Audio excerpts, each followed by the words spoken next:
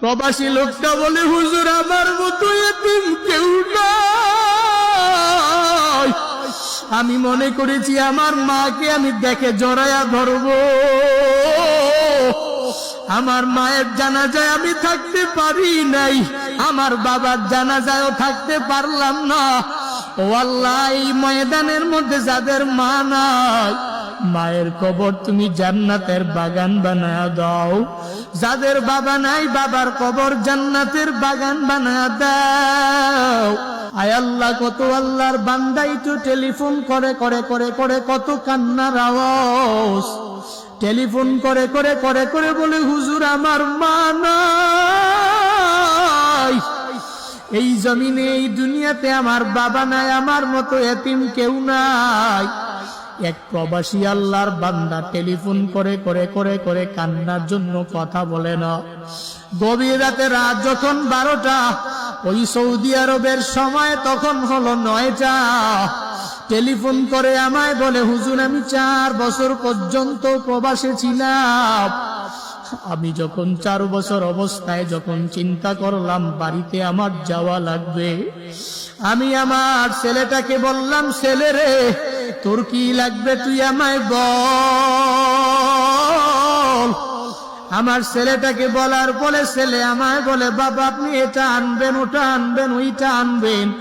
আমি আমার বউকে জিজ্ঞাসা করার পরে বউ আমার একটা বড় লিস্ট ধরায়া দিল। আমি আমার মাকে যাই বললাম, ও মা, এই প্রবাসের মধ্যে তোমার সন্তান বড়, তোমার দুয়ার বরকতে ধনী। তোমার সন্তানের টাকা ছিল না, পয়সা ছিল না,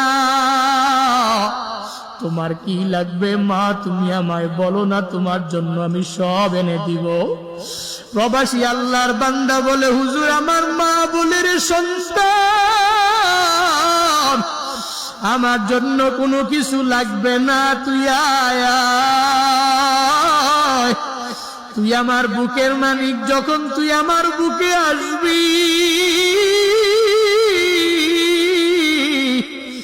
তুই আমাকে যখন আইসা মা বলে ডাক দিবি, আমার জীবনের সবচেয়ে বড় পাওয়া হবে, এটা আর কোনো কিছু লাগবে না।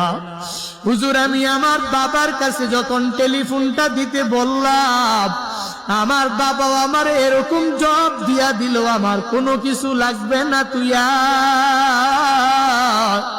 কিন্তু কপাল বড় খারাপ, আমি 3 দিন পরেই বাড়িতে রওনা হব।